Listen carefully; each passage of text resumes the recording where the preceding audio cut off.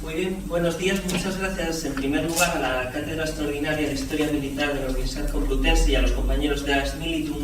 la organización de este congreso que nos ha permitido estar aquí hoy hablando de videojuegos y de historia bélica. En primer lugar, me gustaría recordar una cita que hizo en 2014 Robert Rosenstone, en la que ya planteaba cómo los medios audiovisuales se habían convertido en los grandes comunicadores de la historia para el gran público. Y de hecho planteaba que por cada persona que leía un libro de una temática histórica sobre la cual se había elaborado una película, millones de personas eran las que conocían algo sobre ese acontecimiento a través precisamente de lo que narraba ese film. Precisamente dentro de esos medios audiovisuales hoy en día podemos incluir perfectamente a los videojuegos, que constituyen un amplio mercado que, al igual que ocurre en ocasiones con la historia, cuenta con periodos representados por su particular interés, especialmente para el gran público, como es el caso que aquí nos ocupa, el de Roma, particularmente en lo que a Roma respecta, el final de la República y el Imperio Romano. Hay una gran variedad de videojuegos que han tratado sobre esta temática, algunos de ellos relacionados con la gestión de ciudades, como el Castle 3 o el Imperium Civitas. Sin embargo, la gran mayoría, como podéis imaginar, han sido de una temática militar. Me gustaría prestar especial atención al Imperium 3, las grandes batallas de Roma, porque refleja precisamente lo que se ha venido tratando de representar, esos grandes enfrentamientos en la historia de Roma conocidos a través de la cultura popular. A la espera del último título producido por la compañía Paradox en aproximadamente un mes, me gustaría centrarme en el Rome 2 Total War como una herramienta para el análisis del conocimiento que nos transmite sobre la Segunda Guerra Púnica este videojuego, ya que se trata particularmente de un periodo al margen de esos focos de atención tradicionales, cuando se trata de uno de los momentos más importantes de la historia de Roma, en la cual se convierte en la primera potencia militar del mundo antiguo. Me gustaría señalar que el juego salió en 2013, producido por Creative Assembly, y desde ese momento hasta el pasado verano han sido muchos los contenidos descargables de pago o DLCs que se han ido publicando sobre aspectos muy concretos, desde César en la Galia, el emperador Augusto, el auge de la República y lo que hoy nos ocupa, Aníbal a las puertas, que salió en el año 2014. Este videojuego tiene una doble faceta. Por un lado, estrategia en turnos para gestionar a una potencia de la antigüedad desde el año 1272 a.C. hasta el 14 después de Cristo, y por otro lado, una estrategia en tiempo real que se va a centrar en las grandes batallas que luego comentaré. De esta forma, a lo largo de esta campaña vamos a controlar en un amplio mapa a una de las potencias que antes habéis podido ver a lo largo de todos esos años. Sin embargo, lo que hizo el DLC de Aníbal a las puertas es circunscribir mucho más el ámbito de actuación al Mediterráneo occidental y también el cronológico, del 218 al 202 a.C. De esta forma se podrían seleccionar una serie de facciones desde Cartago, Siracusa, Roma, los arévacos y los lusitanos, cada una de las cuales con unas características históricas propias, como por ejemplo la penalización diplomática obvia entre Roma y Cartago, o la capacidad investigadora de Siracusa, por la presencia del famoso científico Arquímedes. De esta forma, uno de los principales recursos que tienen los videojuegos históricos para ponernos en relación con ese contenido histórico es a través de algunos recursos propios de otros medios, como pueden ser las cinemáticas. Aquí os presento la introducción que se plantea a la campaña de Aníbal a las puertas, a través de la cual el juego nos pone en contexto. Después de la Primera Guerra Púnica, se produjo un enfrentamiento que supuso un grave deterioro para Cartago, y la familia de los Bárcides, encabezada por Aníbal, va a plantear una revancha. En el 218, con el asedio y el saqueo de la ciudad de Sagunto, Roma se vio obligada a enviar una delegación encabezada por Quinto Fabio, el personaje romano que veis en la cinemática, para plantear cuáles eran los deseos de Cartago. Y precisamente fruto de esa declaración se produjo la declaración de guerra. Aunque con algunas licencias, porque el personaje principal, que es Aníbal, no estaba en esa reunión, sino que se encontraba en la península ibérica, esta cinemática nos pone en contexto, nos permite saber qué circunstancias son las que rodean a esta gran campaña. Además de esta cinemática, una vez concluye, se plantea un vídeo introductorio para todas las facciones, en las cuales se cuenta cuál es el punto de partida ¿Y cuáles son los primeros pasos a tomar? Por ejemplo, en el caso de ser Roma, se nos recomienda acudir a la península ibérica a aprovechar sus riquezas. O, por parte de Siracusa, se explota más esa vía diplomática en un doble juego de alianzas entre Cartago y Roma, en el cual deberemos elegir. Precisamente el primer nivel de investigación que señalan los autores en la recreación histórica de estos videojuegos se centra en aquellas mecánicas que permiten reproducir algunos procesos históricos, ya sea a través de la estrategia, de las acciones o del marco en el cual nos sitúa. Precisamente por este motivo, encontramos como al principio de la campaña, precisamente nos sitúa en ese año 218, donde Sagunto ya ha sido tomada por Cartago y nos plantea un mapa diplomático muy fiel a lo que ocurre en la realidad, donde Cartago, por ejemplo, gracias a las campañas de Aníbal en torno al 220, había trabado unas relaciones de alianzas y de dependencia con pueblos como los celtas, los turetanos, los oretanos o los carpetanos, como podéis ver en estas imágenes a través del mapa diplomático del juego. O Roma, por ejemplo, se encontraba en una situación mucho más delicada, en donde las relaciones con los pueblos celtas del norte de la península itálica eran nefastas, no se ve muy bien, pero deberían de aparecer en rojo, ahí aparecen un poco más oscuras,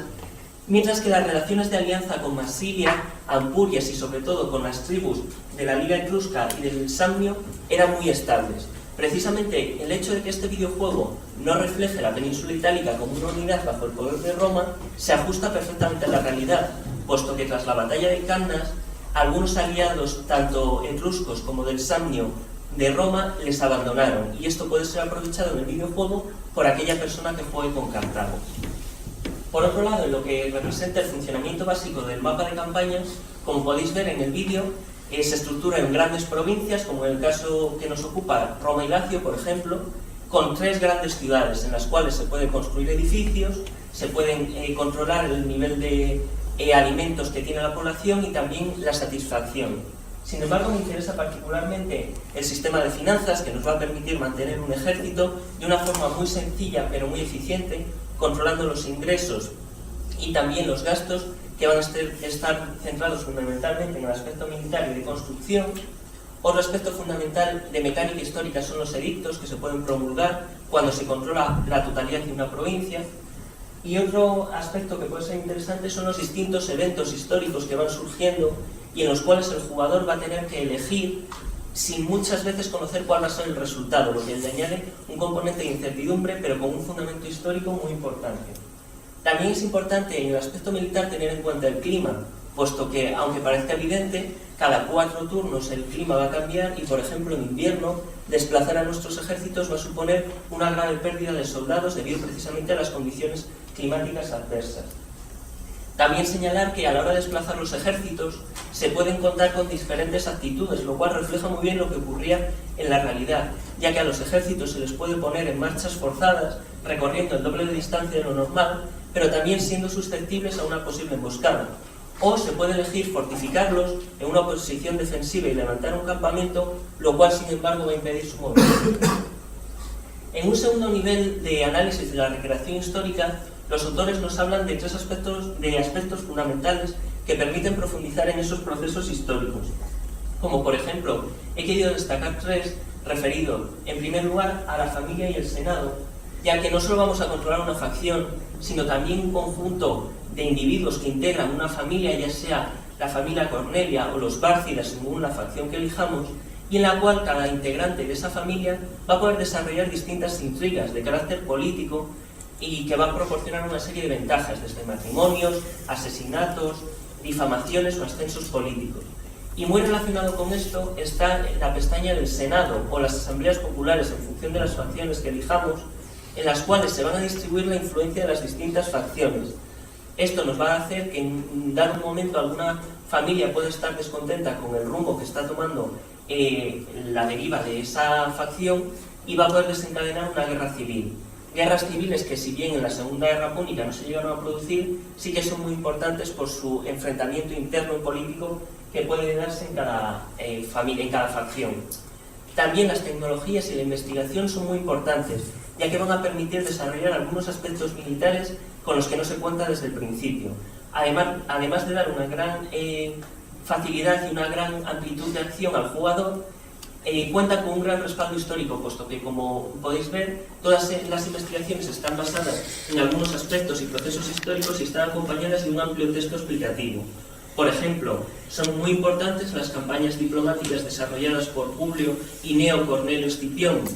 tanto en Hispania como en el norte de África, o, por ejemplo, Cartago va a poder desarrollar el cuidado de animales exóticos que va a permitir el reclutamiento de unidades tan características como son los elefantes. En un tercer lugar, uno de los problemas de los que hablan los autores respecto a los simuladores históricos es el hecho de que desde el primer momento que un jugador toma una elección, la deriva del juego se va a ir separando paulatinamente de la realidad histórica. Los creadores de este juego lo que optaron fue por introducir una mecánica que se basa en objetivos, en la cual se proponen unas tareas para realizar por parte de los jugadores que tienen unas recompensas y están acompañadas de un texto histórico que las explica. De esta forma se anima a los jugadores, siendo siempre una opción, a seguir los pasos de Aníbal o de los cónsules romanos para acercar ese desarrollo del videojuego a la realidad histórica. Obviamente, el desarrollo de la campaña de Roma se ajusta bastante más a la realidad histórica que el desarrollo de la campaña de Cartago, ya que llegado un momento el discurso se vuelve completamente contrafáctico, al menos si queremos alcanzar la victoria. En el segundo ámbito que nos ocupa me voy a centrar en lo que son la recreación de las batallas, y es que en este sentido vamos a ver enfrentamientos de 2 o más ejércitos que reúnen en la pantalla a miles de soldados. Si bien es cierto que nunca se va a alcanzar la reproducción del número de tropas que se enfrentaron en la realidad histórica, el resultado que se obtiene en este videojuego es bastante auténtico y realista, por así decirlo. Como podéis ver en el segundo vídeo de la zona inferior, se van sucediendo distintas pantallas donde se muestra la cantidad y variedad de unidades que hay para cada facción, cada una de ellas con unos atributos y unas características que tratan de reproducir el funcionamiento histórico de las distintas unidades. En este sentido, me gustaría destacar que además de las distintas unidades que cuenta cada facción, es posible incluso reclutar distintos mercenarios, desde falanges griegas, soldados íberos o celtas e incluso elefantes. En el primer nivel de análisis que ya hemos comentado antes, del detalle de ese marco en el que está recreada la realidad histórica, me gustaría centrarme en la recreación de las unidades. Y es que, por ejemplo, como podéis ver en la Legión Romana, recurriré a los textos de Tito Livio, de Polibio o algunos restos arqueológicos como el monumento de Emilio Paulo de Delfos, aunque para este periodo son muy poco numerosos esos testimonios, digamos, escultóricos que relatan cómo eran los soldados romanos, para ver las similitudes que existen entre esos relatos y cómo se han recreado en el juego. Por ejemplo, en el ejército romano podemos ver cómo la presencia de ese escudo ovalado y curvo está también muy bien representada en las imágenes del videojuego, ya que mantiene esa misma forma, la espina central que sirve de refuerzo, y si bien hay un pequeño error probablemente de diseño por que quede más aparente, ya que no contaba con ninguna de las protecciones metálicas que aparecen en la zona superior, en el detalle. El caso de la armadura también está muy bien representado, ya que dependía enormemente del nivel adquisitivo del soldado que la portaba. El pectoral que vemos en la imagen de la izquierda es muy común, realizado en bronce, y menos común es la lorita amata o la cota de malla de la imagen de la derecha, que solo podía ser portada por aquellos soldados más veteranos o que tenían un mayor nivel económico. En este sentido, además, es muy significativo el detalle de la protección esta que cuentan en los hombros, porque según nos cuentan los relatos de Polibio, era una zona especialmente vulnerable que se fue mejorando con el paso del tiempo. También llama la atención el escudo, el casco de tipo Montefortino, en donde Polibio nos cuenta que estaban decorados con 2 o 3 plumas de color negro o púrpura que se pueden apreciar perfectamente en la imagen. También algunos de estos cascos estaban decorados con unos pequeños, con unas quimeras que colgaban en la parte trasera y que se pueden ver en la recreación de las unidades de los triarii. Precisamente estas unidades son las únicas del ejército romano que contaban con lanzas, pero sí que se puede apreciar en la zona inferior derecha la presencia de la espada, del Gladius Hispaniensis, que se fue adoptando por el ejército romano a lo largo de la Segunda Guerra Púnica y que permitía tanto el tajo como la estocada. Por otra parte, señalar que en el caso de la caballería tenía una mayor inspiración griega, ya que contaba con este casco beocio y una lanza bastante alargada y flexible que normalmente se rompía, cosa que obviamente no sucede en el juego, pero que se ajusta bastante a la realidad que nos reflejan los textos. En lo que respecta al ejército cartaginés contamos con muchas menos fuentes, pero sí que sabemos que la mayor parte de él estaba compuesto por tropas mercenarias. Sin embargo, sí que contaba con un sustrato mestizo libio-fenicio que representaba la mayor parte de ese ejército, o la élite de ese ejército, armados con escudos y largas lanzas que se organizaban en la falange de tipo macedónico. En este caso podemos ver también que hay, por un lado, los hoplitas cartagineses, que son los que aparecen en la izquierda, y la infantería libia armada con espadas de la derecha. Más allá de este sustrato libio-fenicio, otra tropa africana ampliamente utilizada por el ejército cartaginés fueron los jinetes númidas, que no servían como tropa de choque, sino que fueron muy útiles para realizar escaramuzas, donde el lanzamiento de jabalinas podía llevar a las tropas de Roma a emboscadas o a un terreno adverso. Fuera del ámbito africano, la facción cartaginesa valoraba excepcionalmente a las tropas de la península ibérica, donde había una gran variedad, desde los famosos honderos baleares, que lanzaban pesadas rocas y cuya habilidad fue posteriormente utilizada por el ejército romano, hasta las tropas de infantería íberas, que contaban también con un pilum que arrojaban antes de entrar en combate, y con su arma característica, la falcata, que en esta imagen no he conseguido que se aprecie bien. Aparece aquí en la zona inferior derecha, pero no se ve con claridad. También contaban con unas tropas célticas que actuaban como una masa cerrada que cargaba con sus largas espadas, pero que también podía integrar caballería, como se pueden ver en estas dos imágenes. Y sin embargo, no podría pasar por el ejército cartaginés sin hacer referencia a la más famosa o la más icónica de sus unidades, los elefantes de guerra, los cuales se emplearon ya en la Primera Guerra Púnica y causaban un auténtico impacto en la moral de los romanos, ya que hasta la batalla de Zama, al final de la Segunda Guerra Púnica, no consiguieron idear una mecánica para hacerles frentes. Sin embargo, y pese a lo que nos indica la cultura popular, la presencia de estos elefantes en territorio itálico durante la Segunda Guerra Púnica fue mínima, ya que apenas consiguieron superar el paso de los Alpes. Señalar en este aspecto de las batallas que en un segundo nivel de las mecánicas nos podemos centrar en las formaciones, las cuales son muy interesantes, ya que la disposición de las distintas unidades va a permitir reforzar aquellos puntos fuertes de cada ejército y minimizar los débiles. En este sentido, en lo que respecta a Roma, se ha recreado la formación clásica histórica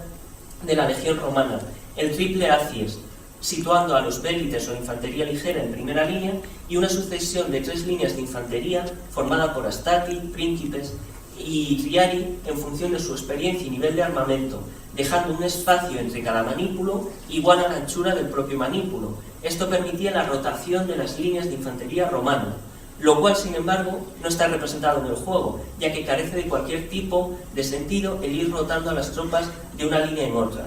Este es un ejemplo de aquellos videojuegos en los que en algún punto determinado anteponen el entretenimiento y la jugabilidad al rigor histórico. En lo que respecta a las formaciones de Cartago, como no son tan características o tan conocidas como la de Roma, se ha optado por utilizar 3 de las formaciones que utilizó Aníbal a lo largo de sus batallas, en Trebia, Canas y Zama. Aquí, por ejemplo, podéis ver la comparación de la formación utilizada en la batalla de Canas con el videojuego, en la cual efectivamente sitúa a la infantería ligera de celtas e íberos en el centro, flanqueada por piqueros y caballería, y la infantería pesada en la zona más retrasada. Además, os he traído un pequeño detalle sobre cómo está formada la falange de tipo macedónico en la facción de Cartago, que por lo menos parece muy verosímil, aunque el número de unidades sea inferior a lo que sería en la realidad. Finalmente, señalar otras 2 mecánicas muy simples, pero verdaderamente bien recreadas, como es el lanzamiento de pilum que realizan los soldados romanos antes de entrar en combate, y es que precisamente estas legiones estaban armadas, tanto los astati como los príncipes, con 2 pilas que podían lanzar y que tenían un efecto devastador, ya que son armas con un gran poder penetrante y que además no podían ser reutilizadas por su diseño. Además, una gran novedad de este videojuego en lo que respecta a los Total War antiguos fue las batallas navales, que recogen algunas mecánicas muy interesantes y que no me voy a parar a detallar, como pueden ser los abordajes, los incendios y, como acabáis de ver, que se pueden fracturar los barcos en función del peso que tienen y del choque frontal o lateral. El videojuego recoge también unas batallas históricas que están muy bien contextualizadas, tanto la de Canas como la de Zama, las cuales cuentan con un breve vídeo introductorio como el que hemos visto anteriormente, tratan de reproducir exactamente las unidades que estuvieron en el combate y también reproducen los movimientos que realizaron los distintos generales, ya que está programado para ello. Por lo tanto, el valor de recreación histórica de estas batallas es bastante logrado, bastante conseguido. Me gustaría terminar reflexionando sobre el valor que tienen estos videojuegos para el aprendizaje y el conocimiento histórico, y es que en general los autores señalan que efectivamente los videojuegos o simuladores históricos no son capaces de realizar una recreación lineal, una recreación estricta y objetiva de una época, ya que desde el momento en el que un jugador interactúa con la historia, ésta se va a desviar de la narración lineal y estricta de los hechos. Esto sucede tanto en el cine como posteriormente en los videojuegos, en donde se prima el espectáculo y el entretenimiento frente a muchas veces la realidad o la fidelidad histórica. Lo hemos visto, por ejemplo, en esa rotación de las líneas de la Legión, o en el aspecto diplomático, otros videojuegos, otros Total War anteriores, la figura del diplomático que aparecía en el mapa de campaña debía de ir hasta los puntos donde quisiera entablar relaciones diplomáticas, y aquí lo simplificaron enormemente a través de un panel que habéis visto al principio. Entonces estos son dos de esos ejemplos donde se prima la jugabilidad.